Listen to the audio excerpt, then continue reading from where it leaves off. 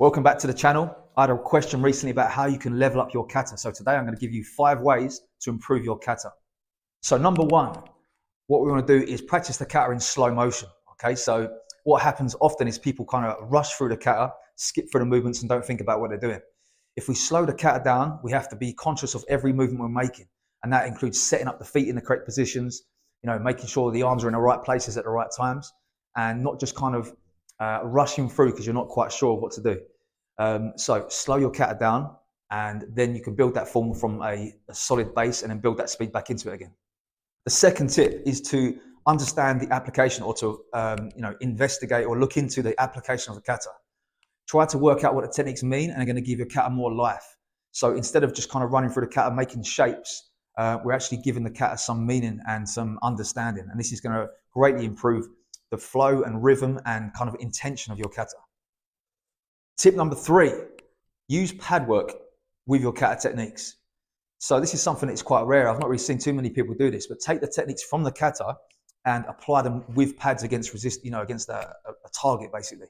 So this can give your sort of techniques, again, a little bit more intention, get some more kind of aggression into your techniques to make them more realistic in an applied sense.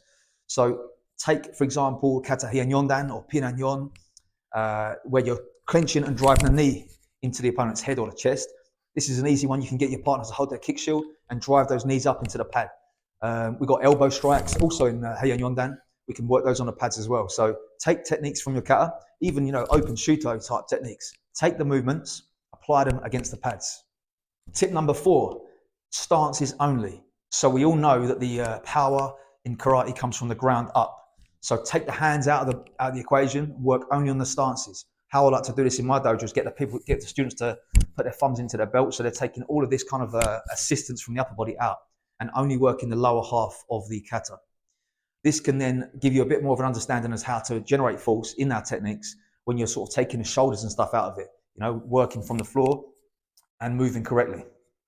And the final tip, number 5, is a lot of the time people are quite robotic and stiff in their kata.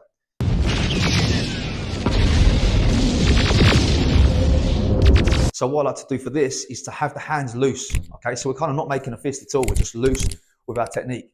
Obviously not when we're performing the kata properly, but as an exercise, we kind of loosen the hands up and just try to be as relaxed as possible for our movement. This is going to help us to be faster. Our technique is going to become more efficient because it's using the correct path rather than the shoulders coming up and all this kind of stuff. And it's going to give you a different feel within the kata. It can also help the rhythm of the kata a little bit better because we can be a little bit sharper and quicker with that relaxed feeling. Again, the problem a lot of the time for people is they're too stiff. And when they're too stiff, they're going to get tired really quickly and the technique starts to go out the window. So loose, relaxed hands, snapping those techniques out, and you will improve your kata when you go back to normal, making the fists in the correct hand positions.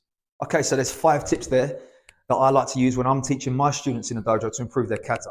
This is for both competition and for dojo karate training. Having the idea of what you're doing is important, and trying to sort of eliminate that tension within the kata.